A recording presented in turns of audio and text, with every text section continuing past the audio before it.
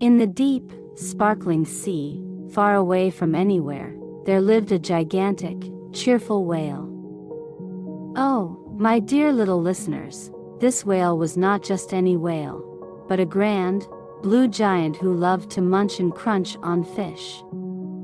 His menu was vast: starry starfish, glittering garfish, clickety crabs, dapper dabs, smiling places, dancing daces, skippy skates and their mates, and, of course, the twirly-whirly eels that wriggled like little tickling snakes. He gobbled them up, one by one, until, oh no! There was just one tiny, clever fish left in the whole sea. This little fish, known as Stoot, was smart enough to swim right near the whale's enormous ear, a safe spot to avoid becoming a snack. Then, one sunny day, the whale stood up tall on his tail, which was quite a sight, and declared, "I'm so hungry." The little Stoot fish, with a voice as small as a whisper, said, "Mighty whale, have you ever tried eating a man?" "A man?"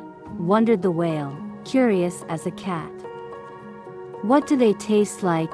"Oh, they're deliciously nubbly," replied Stoot. And so, the whale, making big waves with his mighty tail, set off on an adventure to find this man.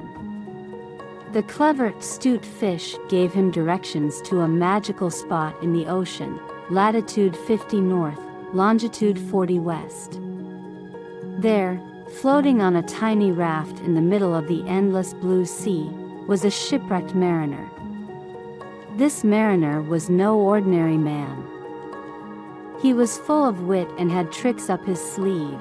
When the whale found the mariner, he opened his mouth wider and wider, and with a big gulp, swallowed the man, his raft, his blue trousers, and even his suspenders. But inside the whale, the mariner was not afraid. He thumped and bumped, danced and pranced, making such a ruckus that the whale felt quite unwell. What to do, what to do? The whale wondered aloud. "Let him out," suggested the Stoot fish, and so, the whale, with a polite request, asked the mariner to step out. But the mariner, oh, he was clever. He asked to be taken back to his home first. After a bit of persuading and more dancing inside the whale's belly, the whale agreed. As they reached the mariner's home, the whale opened his mouth, and out stepped the mariner. But wait! The mariner had been busy.